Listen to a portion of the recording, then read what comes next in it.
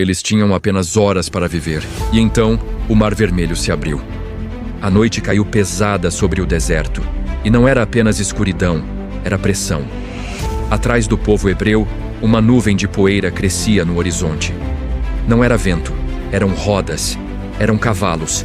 Era o exército mais poderoso do mundo antigo, avançando em velocidade total. Homens, mulheres e crianças pararam diante de um obstáculo impossível. O mar fechado à frente e a morte armada atrás. O som do pânico começou baixo, como um sussurro coletivo, mas rapidamente virou gritos. Pessoas choravam, mães apertavam seus filhos, anciãos tremiam. A pergunta ecoava: a libertação tinha sido apenas uma ilusão? Foi nesse instante que um único homem caminhou em direção à água. Moisés não correu, não hesitou, não pediu estratégia militar. Ele levantou o cajado e naquele momento a história humana parou para observar. O que aconteceu a seguir não foi apenas extraordinário, foi algo que desafiaria toda a lógica natural, científica e militar já conhecida. O vento começou, primeiro suave, quase imperceptível, depois constante, em seguida violento. Não era uma rajada comum do deserto. Era um fluxo contínuo, direcionado, persistente, como se estivesse obedecendo a uma ordem específica. Durante horas, enquanto a multidão observava em silêncio crescente, a superfície do mar começou a se agitar. Ondas não quebravam, elas recuavam. A água não apenas se movia, ela se afastava. Lentamente surgiu algo inesperado. O fundo do mar. Não lama, não atoleiro, não areia movediça. O texto antigo descreve solo seco. Seco o suficiente para milhares de passos simultâneos. Aquela massa líquida estava sendo empurrada para os lados, formando duas paredes gigantescas. Imagine olhar para cima e ver água suspensa acima da sua cabeça, como se estivesse presa por mãos invisíveis. Não era um caminho estreito. Era um corredor colossal abrindo-se diante de uma nação inteira. Agora surge a grande pergunta: como quase 2 milhões de pessoas atravessaram em apenas uma noite? Para entender isso, precisamos visualizar a dimensão da multidão. Não eram apenas homens adultos. Havia crianças pequenas, idosos, grávidas, rebanhos, carroças, utensílios, tendas e animais. Era praticamente uma cidade inteira em movimento. Se caminhassem em fila única, levariam semanas. Mas o texto indica outra coisa. Eles atravessaram lado a lado. Isso sugere que a abertura do mar não foi pequena.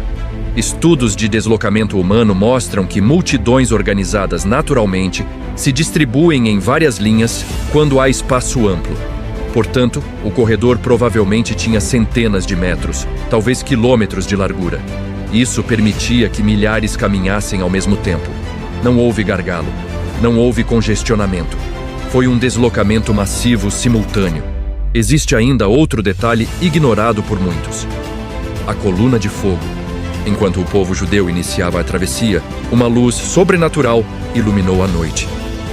Não era lua cheia e não eram tochas humanas. Era uma fonte luminosa contínua que separava hebreus e egípcios. Para os fugitivos, era luz suficiente para caminhar, e para os perseguidores, escuridão total. Isso significa que o deslocamento ocorreu com visibilidade adequada, reduzindo tropeços e paradas. Em termos práticos, eles não caminharam às cegas. Eles caminharam orientados. Esse fator sozinho aumenta drasticamente a velocidade de travessia de uma multidão. A noite, que seria obstáculo, tornou-se proteção estratégica. Mas há algo ainda mais impressionante: o tempo. Uma noite no deserto dura cerca de 10 a 12 horas. Uma pessoa caminhando em terreno firme percorre aproximadamente 4 a 5 km por hora. Mesmo considerando idosos e crianças, uma média coletiva mais lenta ainda permitiria dezenas de quilômetros percorridos antes do amanhecer. Isso revela que o corredor aberto não era curto.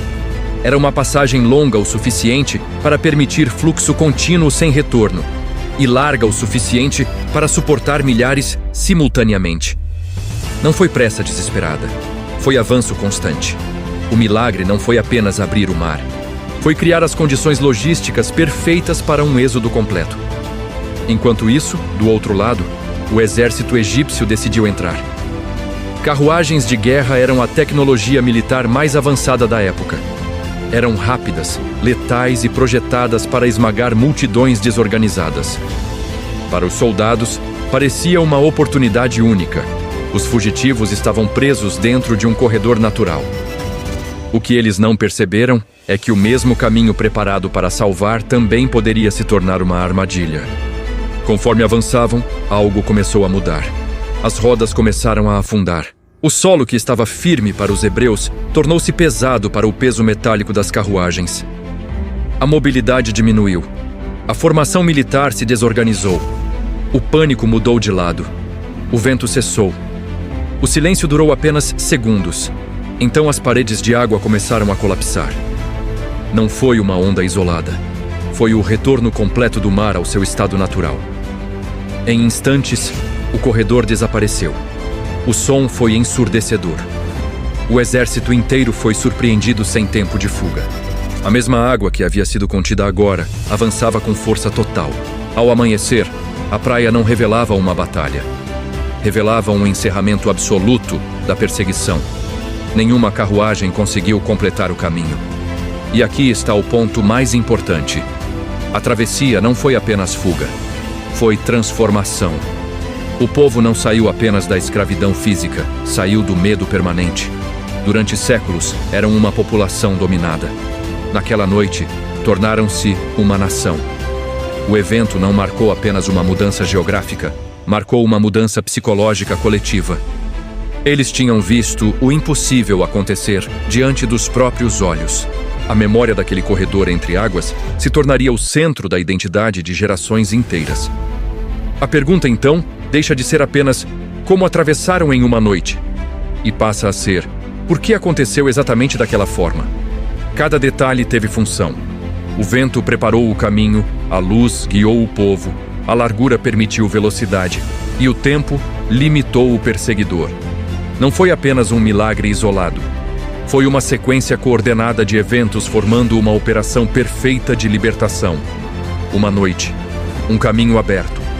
Uma nação inteira atravessando entre paredes líquidas gigantescas, carregando tudo o que possuíam e deixando para trás 400 anos de opressão.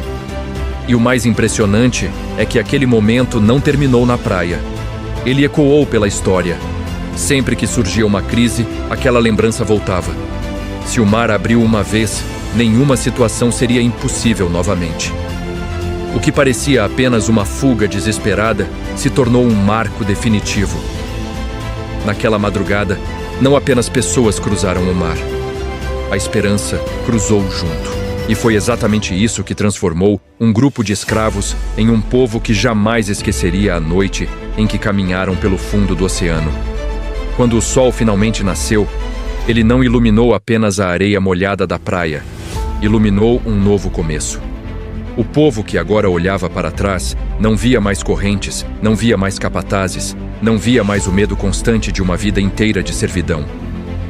Pela primeira vez, não havia ninguém ordenando, perseguindo ou ameaçando.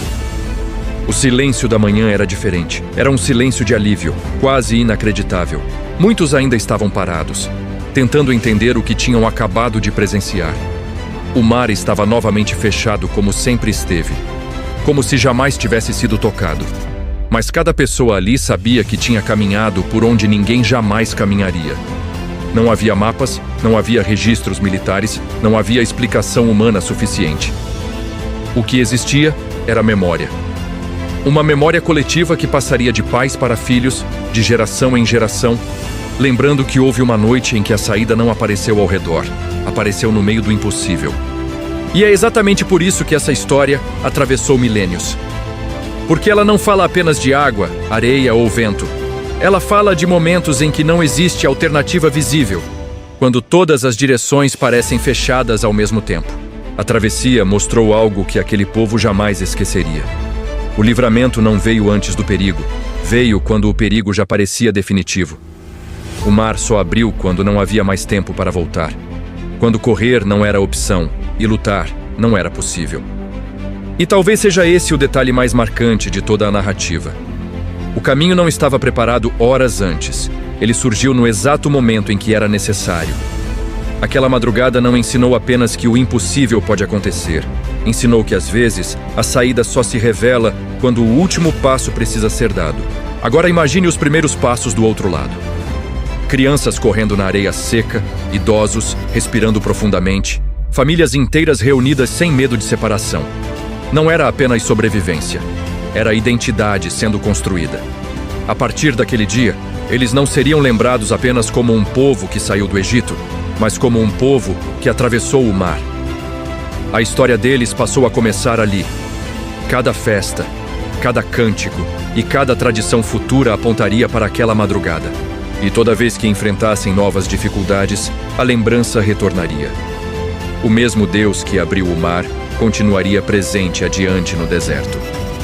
O fim da travessia não foi o fim da jornada, foi o início de uma caminhada muito maior. Se essa história te fez visualizar essa noite de uma forma diferente, então você acabou de perceber que não se trata apenas de um evento antigo, mas de um marco que continua sendo contado porque nunca perdeu sua força. E existem muitos outros acontecimentos registrados que também carregam detalhes pouco percebidos e significados profundos. Continue acompanhando, porque a próxima história pode revelar algo que você nunca tinha notado antes. E talvez esteja muito mais próximo da sua realidade do que parece. Obrigado por assistir. E continue conosco nessa jornada.